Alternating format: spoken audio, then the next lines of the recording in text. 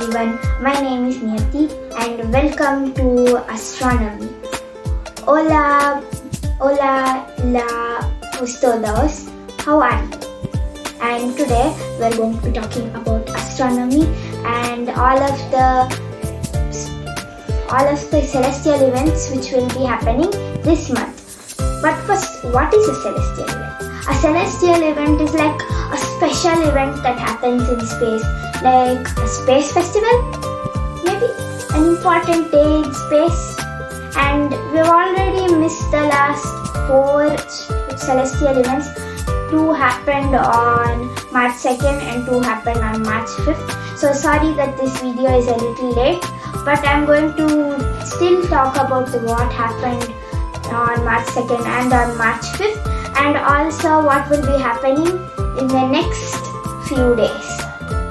And the first celestial event which was going to be happening this month was the moon perigee, which is basically just a bigger moon. It is 10% bigger and 30% brighter. So it's not a super moon. It's only a super moon if a full moon is at its perigee. A perigee is basically just the closest point that the moon can come to Earth. So if this is the Earth and this is the moon is rotating around the Earth in a very elliptical orbit, right? So the moon will sometimes come here and the moon will sometimes be rotating further and further away from Earth. But I'll talk about the furthest point later. That's also a celestial event which is going to happen. And the other celestial event which was going to happen, which already happened on March 2nd, was the Mercury dichotomy. Dichotomy basically means a division or like a contrast between 2 things. I'll talk more about the Mercury dichotomy because I'm going to do something special with all of the planets at the end, okay? And then what happened on March 5th, something very interesting, was the asteroid called Ep-1 flyby. Ep-1 is actually a very huge asteroid. It's a very infamous asteroid also because it is like 1,000 feet thick and it's this like shape of a peanut and it has a lot of metals on it like iron and everything. And it is said that this type of asteroid is prone to hit Earth every 80,000 years. Maybe an asteroid like this is the one that killed all of the dinosaurs. And this asteroid will get its closest flyby to Earth on April of 2029, and that is the closest it can get. And the last time that you can see this happened already, but you might see it again on April 2029. You just have to wait for a very long time. And then something else happened on March 5th, which was the Moon and Jupiter conjunction. It's just the Moon and Jupiter. What more can I say about it? And then on March 10th, something very interesting is also going to happen, which will be the Moon, Jupiter and Saturn conjunction. It's Moon, Jupiter and Saturn, and they'll all be in the constellation of Capricorn. So that's interesting, right? And then another thing which will happen on March 11th, which is the Neptune solar conjunction. And as I told you, I'll be doing something special with all of the planets in the end. So I'll tell you more about the Neptune solar conjunction in the end. And then on March 13th is the new moon, which is actually like an important event to see dimmer things like nebulas and star clusters and stuff like that, because there's no moonlight to cover it all up. So it will be dark and it will be easy to spot all of these nebulas, star clusters, constellations and everything like that. And then on March 14th is the Y-Normitz meteor shower, which is the only meteor shower which will be happening in March. So the best time to see this will be around before sunrise or at like 12 p.m. or something. It's very late. But if you could see it, plan it out and then see it, because you have to wait very late to see it. And also the best time to see it will be sunrise only because there's no moonlight to wash over all of the streaks of the asteroids. And then on March 18th, we have the moon apogee. I told you about the farthest point. This is the farthest point. The moon apogee is like the farthest point that the moon can go from Earth. It's like a micro moon, which is 4.505 kilometers away. And I don't exactly know how it is 4.5 kilometers away, or if it is 4.505 kilometers smaller. Maybe it is. And then we have next March 19th, which is the moon and Mars conjunction. The moon will be close enough to Mars, so you can be able to see moon and Mars together. There will be a small star right behind the moon, and that is not a star at all. It is a planet, and its name is Mars.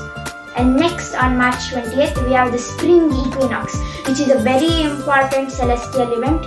It is because, first let me explain what an equinox means.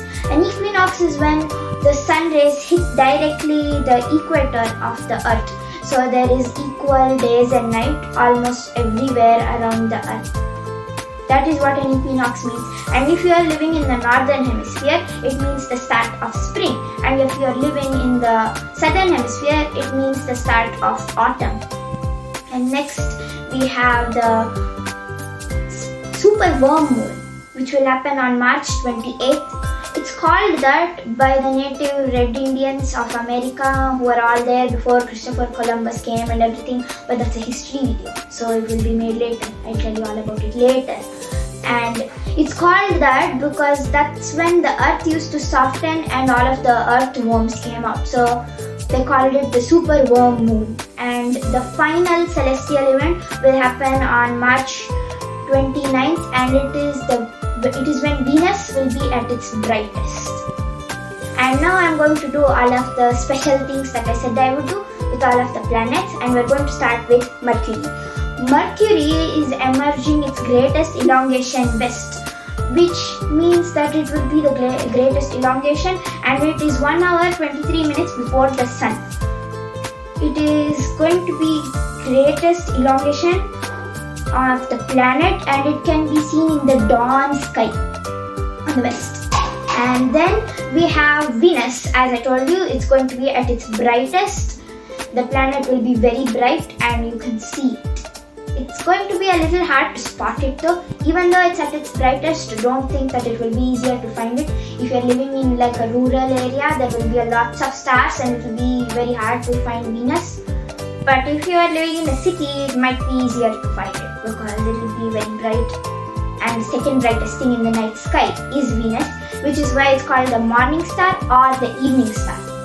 And then we're going to move on to, actually Earth is the third planet, but we're on Earth and Earth is not going to be involved in any of the celestial events because we'll be able to see it from Earth. So we'll be talking next about Mars. Mars is an early evening object. As it is residing into evening twilight, it becomes visible at 69 degrees, which will be above your western horizon. And then we have Jupiter. Jupiter recently passed behind the sun, which means it can only be seen at the evening times when the sun is setting, and you'll be able to see Jupiter at night time and everything like that because the sun is not there in the daytime, in the night time, and it is 1 hour before the sun. And then Saturn also recently passed behind the sun, and it is also the best time to see it will be at around the night time or dawn, dusk. Yeah, dusk. It's an early morning object too, so you can see it at dawn as well. It is 1 hour before it. No, it is half an hour before Jupiter. And then the next planet is Uranus. Uranus will pass behind the sun on May 2021, which means that it's an evening object right now and you will be able to see it. But you will need a telescope like this to see Uranus. And then Neptune. Neptune's orbit will take it to the other side of the solar system and it will pass behind the sun. And the sun's glare will hide the planet altogether. It will go behind the sun. The sun is over here, Neptune is way over here because it's very far, and it will come behind the sun and the sun's light is so bright that it will cover the planet all together. And that's it for all the planets. And I'll be making another one of these videos next month, which is April. I'll be talking about all of the celestial events which will happen in April in the next video. So this is like a monthly once video. So I hope you like this video, and I hope you learned something from this video, and that you might actually be able to see one of these events. And have fun. Bye bye.